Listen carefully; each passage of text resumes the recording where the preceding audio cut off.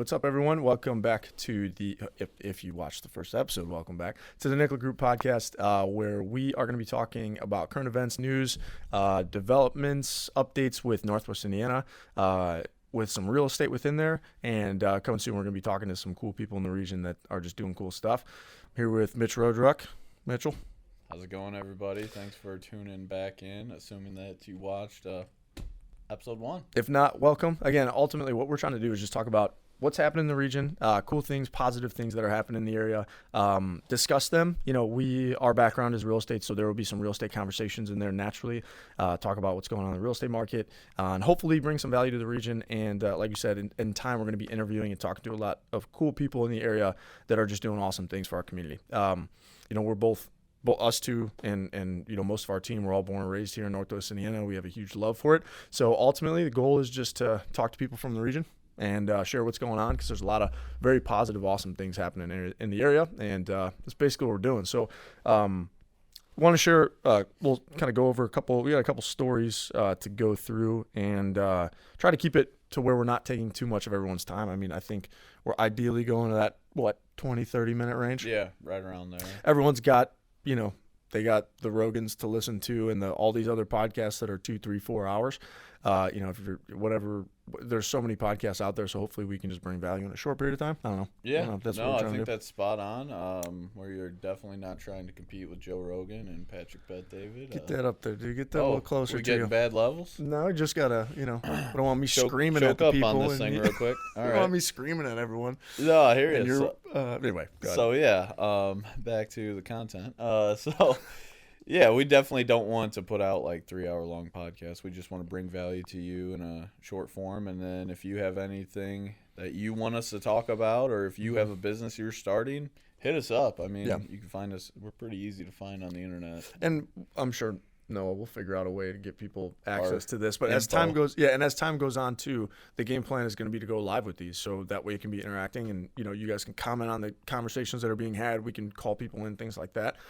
We are, by the way, that ding, that's our office door. Don't worry about it. All right, we're in office hours, you know. It is, and we didn't put the recording in session on the door. I saw that right when we started.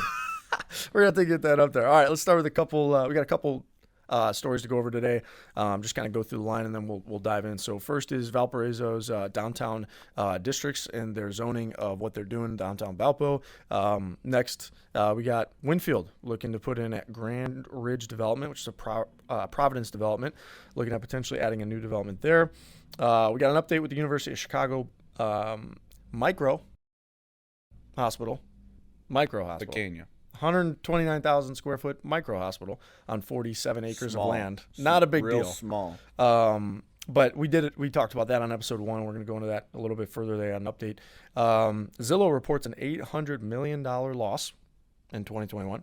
That's right. What else we got? We got investors nationally. What's happening nationally with investors and purchasing real estate? Fun one, George Washington's old home, his original home that he bought in 1760, right, or 1770, something like that, over on the Potomac in Virginia, sells for a crazy number, and we'll talk about that. Next, home sales are up 6.7% in January versus 2021 versus 2022. They're up 6.7%. And then last is Crown Point Wrestling and the dominance of Crown Point Wrestling. Mitch has got a background in wrestling, so he can talk a little bit more about that. I dabble in some grappling, but I'm not worth a nothing. So he's got a little bit more credentials to talk about that. So let's start with, what do you want to start with? Let's start with Valpo. We'll go Valpo. Cool. So Valparaiso downtown districts, Valpo plan hopes to elevate Valpo's downtown, which is interesting because I'd say they're pretty damn elevated. Doing pretty good. Yeah, so Valparaiso, this is a Northwest Indiana Times story. The newly drafted Elevate Valpo plans hopes to provide a playbook for city stakeholders looking to improve the downtown. Throughout the past 25 years, the city has produced a lack of studies and plans for downtown a stack of studies and plans for downtown Valpo. Elevate Valpo will synthesize past work and create a quote-unquote physical map and concrete improvements that can be made, explained Planning and Transit Director Beth Schrader. Let's see. Valpo partnered with Context Design, Land Design to produce the plan last summer throughout the 2-day period in July. They had about 50 stakeholders there. Building on the city's current layout, the plan delineates thematic districts throughout the downtown, highlighting a business district along Jefferson Street, an arts district along Indiana Avenue, an entertainment district around Central Park, and a barrel district where the new Journeyman Distillery is, which is a story within itself, something that we need to talk about too, because that's a huge deal. It's awesome. So anyway, the map shows city will visualize existing downtown plans. Looks like a reality. They said it's going to be more of a long-term offering more entertainment targeting 18 to 25-year-olds, strengthening the connection between downtown Valpo and the university, increased housing options, improving walkability. Something that's real important they talked about too is the addition of 2 new parking garages, which Valpo has done a great job with that compared to, we're here in downtown Crown Point. That's a totally different ballgame from what Valpo's done with parking. So, thoughts on that? Initial thoughts? I think it's awesome. Obviously, it's a long-term plan and a work in progress, but I think it's, like you said, they're not doing a bad job right now. They're doing great.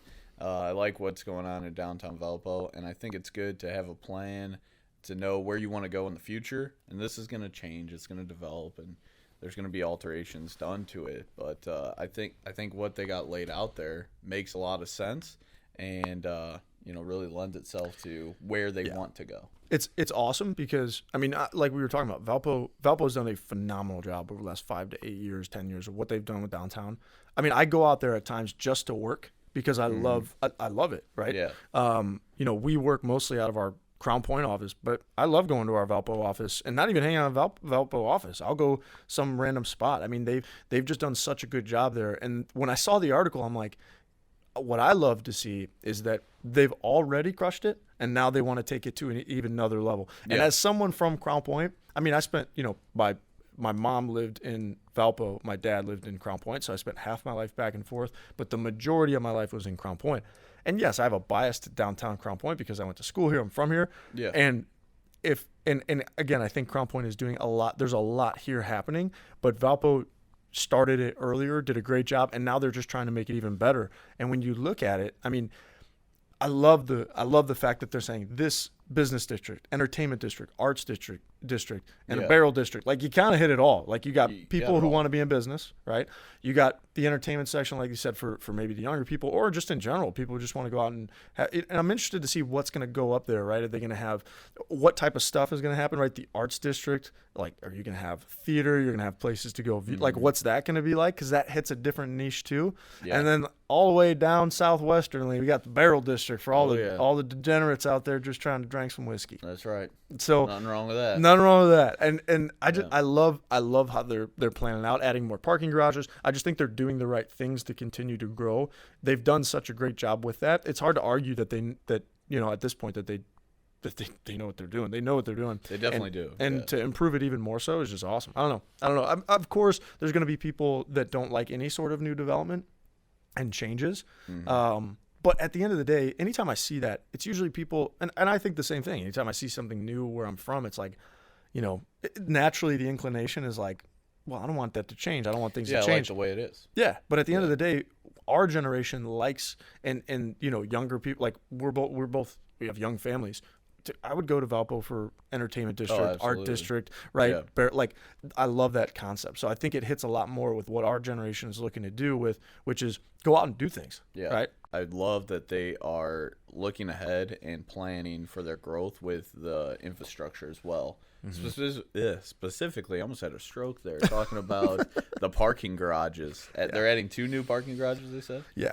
So that's incredible. I don't know how many times Well, they've already got one. Yeah. So I don't know how many times I've come to Crown Point, and I love Crown Point, so I'm not talking bad about it. But it's difficult, man. I've dropped my wife and my son off where we're gonna go to dinner, and then drove laps on the square, and eventually parked at the office and walked there because we're lucky we have parking. Absolutely. Outside of that, that's a cheat code for us. But like outside of that, man, no one else really has parking. It's you just got to fend for yourself, right? Yeah. And they did a study on it, and they found that it's within a certain radius, there's enough parking, but at the same time, it's just not extremely convenient. Exactly. So there's things that Crown Point, I think, needs to learn from what Valpo's done. But at the end of the day, too, Valpo's just got beautiful buildings that have just, you know, from the time that these buildings were built, you got a lot more 3-story buildings with beautiful architecture. We have, you know, and again, there's really only 2 downtowns to compare to in the area. Obviously, you got downtown Hobart, you got some other places, you know, downtown Chesterton, but really for where people go to eat, to drink, to have fun, to do things, it's Crown Point or Valpo. That's and right. Valpo is just doing a great job of that. So we can spend a lot of time on this, but I think that,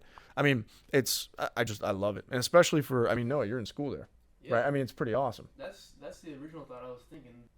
Weekends they are going to the bars or staying home. Yep. Yeah. Because there's COVID regulations with the school and the parties and whatnot, but kids at college want to go out. This is a perfect.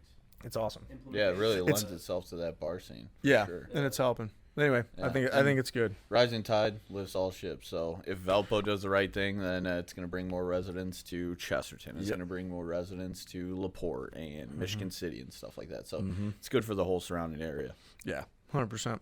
You want to touch on Winfield? Yeah. Real quick? Yeah. We'll make that short one. Give me a little summary. So Winfield subdivision plan draws questions and concerns. So Winfield plans a new 189-lot residential subdivision off Grand Boulevard drew questions and concerns from a number of residents. Recently, the Winfield Plan Commission which I used to be on the Winfield Plan Commission when we lived in Winfield Township, as well as the Winfield BZA. It was short-lived. I wish I would have spent more time in that because it was a great experience. But amazing people, great operation in my opinion. Amazing people that are running that there. Anyway, segue. Crown Point Plan Commission, Winfield Plan Commission, following a lengthy proposal and numerous questions, okayed a zone change from agricultural to a planned development, residential, and approved primary plot approval for Grand Ridge subdivision. So it looks like 189 homes on 87 acres on Grand Boulevard. 134 traditional homes ranging from 2 to 3,000 square feet, 55 maintenance-free, age-targeted cottages, 1,600 to 2,000 square feet. The traditional homes are going to be low to mid-400 range. Cost to build cottage homes is going to be the upper 300s. And people got questions. Grand Boulevard already has a lot of traffic. Some of the residents had said. Other people got issues about the quality and the style of homes. Says the developer's going to put $250,000 towards the improvements on Grand Boulevard because traffic, that's a big one. So anyway, what are your thoughts? Yeah, so it sounds like the 2 biggest concerns from residents is, can our infrastructure handle this? And what is this going to do to the value of my home, my property? You know, and I think that the need is there. I think a lot of people want to be in Winfield, but you're the hometown boy. You know, that's your motherland. So what do you think about a new development going in? And are you concerned at all about the quality of home?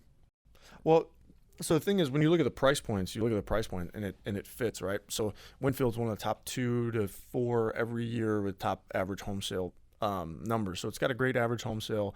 When you look at these, they're going to be in that, but it's not so much because of the quality. It's mostly because of the cost of construction. Now, we've worked a lot with this developer, and we've had great experiences with them. So there's nothing that we can say poorly about them. A lot of people have their opinions on it, but it fits a need, like you said, for a lot of the people in our age bracket who are selling their first home, and because they have so much equity, they don't. And it's hard for them to find what they're looking for next, that these new developments fit really well. Not to mention, again, with Winfield, they've got, Taft is coming in, right? So you got Taft Middle School. It's going to be a brand new school that's going to be very, very nice.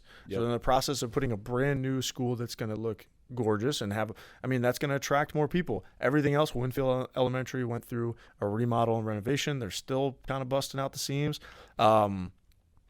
Jerry Ross, beautiful, great school. So you look at all these schools, and it makes sense why people want to be there. And then it all, of course, funnels to Crown Point. Then people talk about, well, Crown Point. At the end of the day, when you've got a good place to live with Crown Point and Winfield, more people are going to go to it, ultimately building up the schools, because people who come here have families for the most part. So because it's a good place to raise families. So, the infrastructure thing is very interesting. because I understand, I saw a resident talking about it, and they're saying they need to start burying and doing all the utilities underground. Yeah. And if you look at it, like I was actually at a closing last week, and the buyer of the house, that's what he does for a living, but he does it in Naperville. So Naperville is going to be the first city in the country where all the utility lines, power lines are underground. And think about how nice that makes it look yes, it's more expensive up front, but long term, how much better is that? And people have concerns with all power lines and utilities and everything that's being run in infrastructure. Obviously, traffic is a big thing. I've purposefully started to take 109th, there and back through Winfield just to feel the traffic flow and to feel the roundabouts. I mean, it's not bad. It's way better than it used to be. And as these roundabouts, people get used to them, it's going to fly through and it's going to be better. So I've seen the traffic, and I go right at pretty peak times, and it's not terrible. So I don't know, man. I'm indifferent on more and more development because it is so different from growing up there. At the same time, it's like, what are you going to do? Like there's people want to live here, people with young families for the most part, and the same thing. The boomers, the other side of it, the 55 cottages. There's such a need for that right now. Yeah, absolutely. Yeah, but then what happens is those people sell their house, and that also brings in, again, we look at things from a real estate lens, that brings an opportunity for people to buy their homes that they built 20-something years ago. But those houses need to fit the buyers, for the most part, who are going to be buying those single-family homes in that neighborhood. White trim, white doors, white cabinets, gray paint. It's got the stuff that people want. Yep. The boomers that are buying those cottages, most of the time, those houses need $50 to $100,000, and people want to get rid of the oak and all that. And there's a lot that goes into it. The infrastructure side of things, I'm not totally educated on.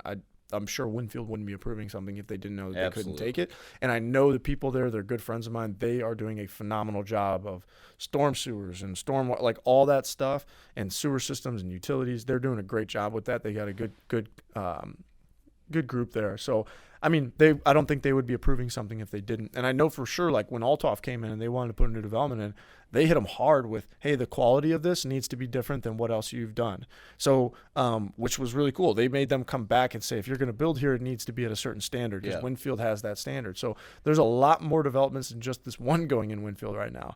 From my knowledge, there's upwards of 2,000 new homes coming in Winfield with all of the multiple developments going on. And Providence has already proved itself with Stonegate in Winfield. So they did a great job with Stonegate, and a lot of people that have lived there and have done well there. So I don't know, man. I'm indifferent on the amount, right, on all the development, but at the same time, it's like it's a great place to live. So anyway, sorry, I just hijacked that, but I'm not concerned. I just want to preface this. I'm not concerned about the quality of construction. I just think I was, just echoing what the article said, and people are concerned about people are concerned. I think that the developer will do a great job to rise to the occasion, and I think a lot of people in Winfield know that they have something special in Winfield. They kind of get the best of both worlds there, and they want to protect that. And I don't blame them at all. But I think everything's gonna be fine. It's gonna end up being a good thing for the community. But if I was a longtime resident there, I would say maybe we should pump the brakes on this. There's also the thing that people have to take into account for is, like, you're looking at a Providence home, 2-3 years ago, what that costs versus now. It's going to be $400,000 plus to build some of these homes. That's what they're saying. Yeah. So what it would cost to build, like, the quality of construction like you see in Doubletree Lake Estates, and these neighborhoods, and Deer Creek, you see the costs of these, and people get upset about the quality.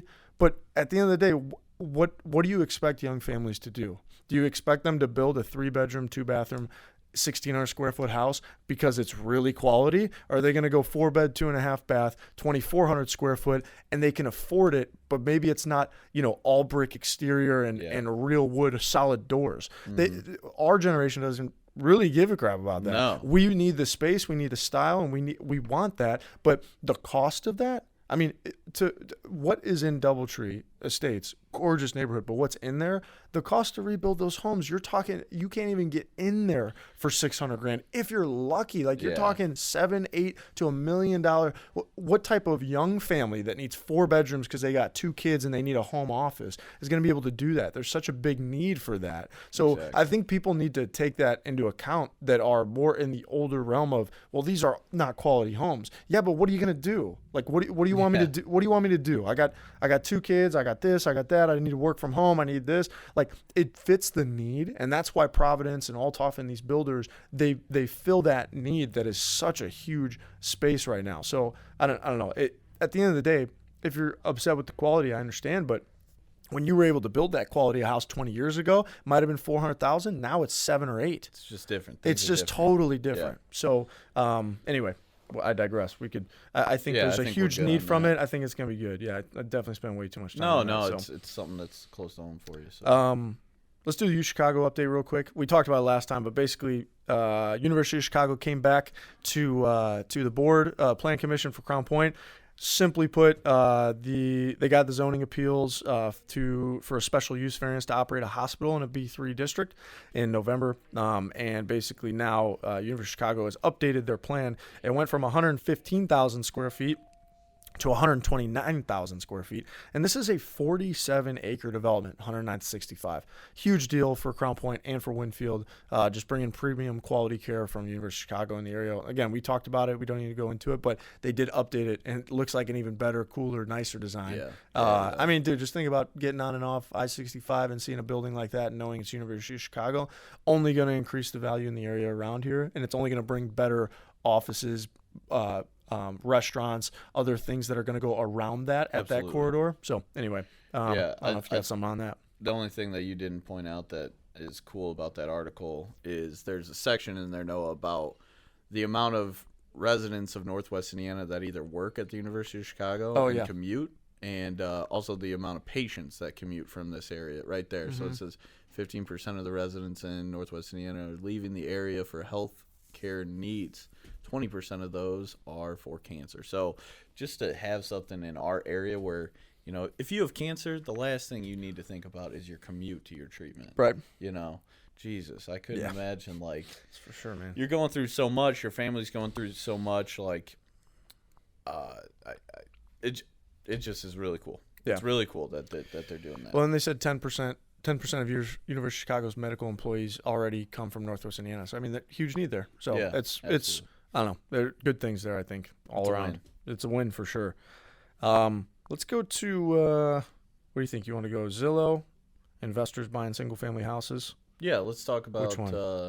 Let's talk about Zillow and their loss. Okay, so Zillow loses over almost $900 million loss in their home flipping business. They reported $880 million on its failed home flipping business 2021. This is a Real Deal story. According to Wall Street Journal from the Real Deal, otherwise profitable home listing and real estate advertising company ended up losing nearly $530 million overall, with the bulk of the losses coming from its since shut down to Zillow offers, which was responsible for the majority of Zillow's income. $6 billion of the $8.1 billion is generated, but none of its profits. The company took its algorithmic-driven home flipping business off the market last November when the tech platform failed precisely to forecast changes in home prices. Doing so, it let go 2,000 workers, a quarter of its staff, drove down more than $500 million in losses and losses on the value of the homes it owned part venture. Zillow already sold over 85% of its remaining inventory. They lost about $25,000 on each home, and still has 8,500 homes on their books. Thoughts? I think that Zillow's going to be fine. I think that they're going to be all right. I see a lot of I'm in a lot of agent-only, real estate agent-only Facebook groups, and man, people are grabbing their pitchforks and their torches, and they hate Zillow. Yeah. But I think that they're going to be all right. I think they serve a great need in the industry. It's an app and a website that most people start their home search on. Yeah. I mean, how many people do you talk to that said, "Well, I saw this house on Zillow," you know? Mm-hmm. So I think it's huge. I think that it is not going anywhere. I think they kind of got to get back to their fundamentals, what they're good at. Yeah. And I don't think they're going anywhere. I don't think they're going anywhere, but I'm one of the pitchfork and fire people because what Zillow's done to our business in many ways, I see the need, and more so, if anything, I'm more upset with our NAR. Because at the end of the day, if NAR would have done... National Association Yes, of Realtors. Thank you. National Association of Realtors would have done what Zillow did and just create a very user-friendly platform. We wouldn't be paying this company so much money to give away our clients, essentially.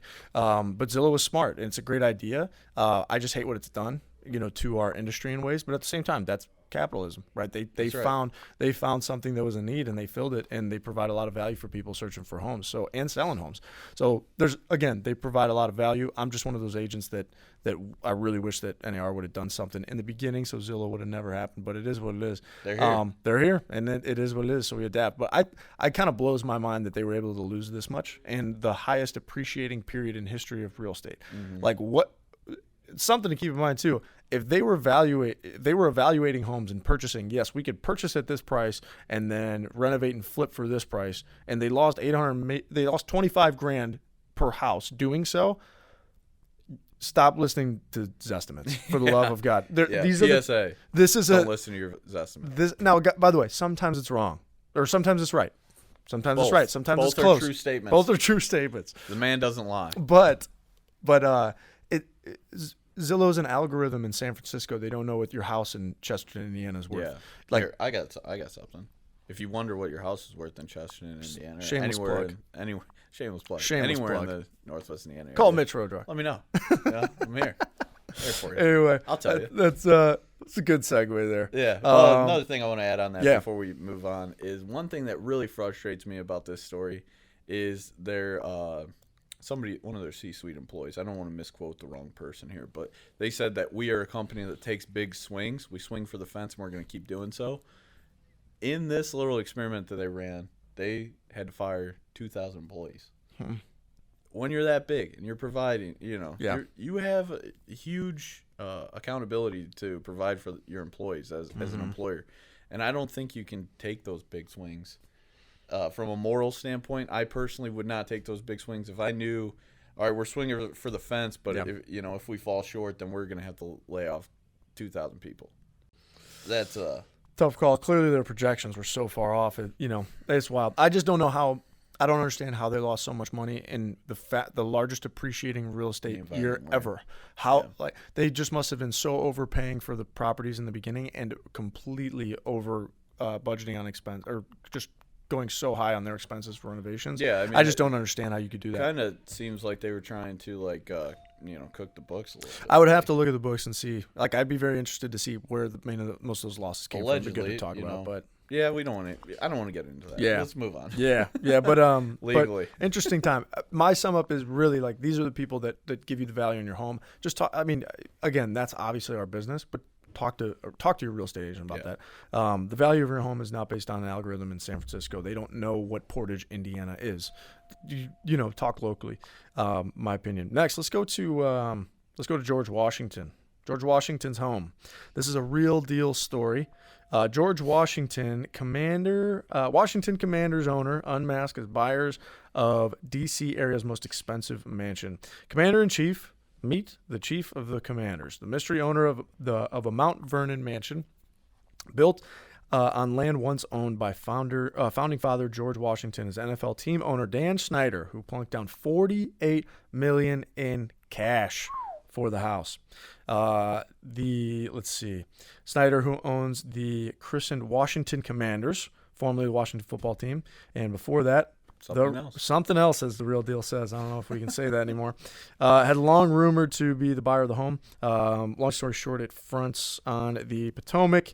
It's a completely beautiful property, 30,000 square feet, 30,000 square foot property on a whole bunch of acreage and land, and it's beautiful. It fronts on the Potomac. Kind of a cool story. Want to share it. You got any thoughts on it? No, it's very cool. I follow a couple Instagram accounts that just talk about houses that celebrities bought, and just flipping through the pictures is cool to me. But I love real estate. I might be a nerd, So I think this is super cool though. Think about buying the house. Think about buying George Washington's house. I mean, on the land that that's just some pretty sweet history. Originally, it said 1760 was when he bought the land for 1,211 euros. Okay, so it's 18,000 acres for 1,200 euros. So call it $1,500. Yeah, this dude's, and think about that, right? And this property, obviously, it's a gorgeous home, but just sold for $48 million. Largest sale in the D.C. area, which is one of the hottest real estate markets in the country. But I mean, just think about living on the land that our father. Yeah, right. Think about living on the land that our founding father George Washington. I mean, that's pretty cool. That's pretty dope. DNA is here. Yeah, I know. Finding like a little hair from it. It's probably blown away. Yeah, I'm surprised Elon didn't buy that. Yeah, and then just for find that fun. hair and recreate him, clone him. Let's finish up with another fun one. Crown Point Wrestling. Crown Point Wrestling breaks record with region's first state wrestling championship in 13 years. Indianapolis store. This is a Northwest Indiana Times story. Crown Point is simply dominant at the IHSAA Wrestling State Finals. Crown Point won the title with a record 176 points, had 3 state championships, 3 runner-ups, and 3 other top 8 finishers. Let's see. Bulldogs, who qualified 11 for the state finals, also won their second state title in school history, first since 2009. What a team that was, too, man. Brownsburg was run-up with 105 points, and Evansville Modern Day third with 93. Jesse Mendez with his record-tying 4th state title. He's the 10th in history to do so. Also, Logan Frazier at 126 weight class. And then, Sammy Goen, is that how you say it? Sammy Goen. 152. At 152. So, Studs, man. listen, man, this is your background. There's a little bit more here, but lastly, the record. So they put up 176 points, and they broke the record of what was referred to as this Evansville Modern Day school, which was legendary apparently at this time. What year that was, but it was 112 points. So they beat it by 68 point differential, which is like 50, almost 50%. You got a background in wrestling. Give your shots. So this is like something that's really special. First and foremost, congratulations to Crown Point and everybody on the team, all the coaches. I know a lot of the coaches very well. A lot of the coaches that are there now actually coached a club team that I was a part of when I was wrestling in the region. And I mean, they're all great people. But what sticks out to me is to do something like this, you got to have a group of kids. Let's call them what they are. Young men that are all on the same board with, what their goals are and being committed to those goals and committed to one another. And it's really special. I mean, it's not something that you find commonly, especially amongst like a group of young men, to find people that are that committed to what they want to do, that they go out and do that. I mean, to get to state, you got to get through sectionals.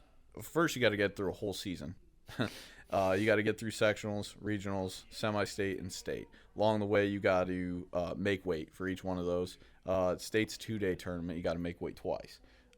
So it just speaks to their character as young men, that they were able to do that for themselves and for one another. And, I mean, to have that much success all the way down is incredible. Yeah. It's one of those sports that, like, iron sharpens iron, and you get a bunch of good kids like that together, and they're gonna do something like that. Yeah. My take, obviously, it's incredible. My take on it is just basically that when I was my way to connect this was in 2010 was my first year in high school, and at that time, 2009 was when Crown Point won their last state title, led by Jason Surtsis, Eric Roach. There was some incredible, and I know I'm missing some awesome wrestlers. Anthony Hawkins. There's a number of amazing guys there. Yep. But I remember I got a story about Jason Surtsis, who I interviewed actually on the Alex Nickla show like 4 years ago. Jason was also a 4-time state champion, one of those other 10 people with Jesse Mendez set that record. And when I first showed up, I remember 2010 going to the weight room, and I remember I remember Jason Surtsis working out in the weight room, and I have never seen anybody work out like that in my life. No, I'm telling you, man, like the whole weight room, this dude completely just took the weight room over, and it was a different level of intensity. And I remember seeing him and thinking, like, years later, like, that is literally exactly why. But all of those guys saw him and just followed, right? And so I think this says a lot. Now, I haven't personally been there. Oh, look who it is. Kramer Kyleman coming up in the window. So he's like, he just realized we're recording a podcast. So basically, this my frame of reference here is that In 2009, you saw when they won that state championship and they dominated. And then you see the leadership of Jason, a 4-time state champion who's just working at a different level. And then you see, now I haven't seen these guys in person, but you see a guy like Jesse, and who's a 4-time state champion. You don't get there by doing nothing, by not leading by example. Exactly. And my frame of reference is you look at Jason and what he did for that team, and you look at Jesse and what he's doing. When you got a guy who's so far out in front, it literally forces everybody around you just to be at a different level. And that's and I'm sure Jesse probably leads simply by example. Now, Coach Lorick and some of the other coaches that we got, Coach Sherg, there's some amazing coaches in that staff. And the leadership there, that's number one. But when you got a guy like that is just such on a different level, it forces everybody just to be pulled up, right? And you see someone working that hard who's doing that much, I guarantee you every one of those guys would look at Jesse and say, like, hey, because of him, I was able to do X, Y, and Z. And that's a different level of leadership. So even if he's not a vocal leader, I don't know what type of leader he is, but for damn sure he's leading by example, because you do not become one of the greatest wrestlers in the country without leading by example and just showing what it takes. So, I mean, shout out to them. I want to get Jesse on the show. Yeah, I'll definitely make some calls. I don't know Jesse personally. I obviously have a lot of respect for the guy. He's doing great things. But when you talk about Jason, that is somebody who led by example and led vocally. 100%. Yeah, that guy 100%. Was an animal. It's hard not to get better Jason. At whatever you wanted to do. Yeah, shout out to Jason. Friend of the show. Yes. Yeah. Check out the old Alex Nickla show, like from 3 years ago. I interviewed Jason. It was awesome. Dust that one off. That's a good clip. That's actually how I figured out who you were. No way. Yeah. Look at that. Yeah. So here we are. Look at that. Yeah. See, we need to do more shows. Yeah, we'll definitely do more shows. More eps coming. Yep. We'll get Jesse on here, and would love to, man. Yeah. So Jesse, if you see this, we're gonna reach out. We'd love to. If you guys know Jesse, we'd love to get in touch with him. So, anything else? I think we're good. Hell of a show. If you guys found any value in this, I mean, this show's only growing. So we need your love. Make sure that you give it some love. Shoot me a DM if you have any interest in any topics for us to cover, or if you want to come on. Give us a like, give us a comment, subscribe. Yep. Whatever there is to any do, way to help us, we'd give be it super to me. grateful. Yeah. Appreciate you all. Thank you. Thanks for watching and for listening. Take care. Later.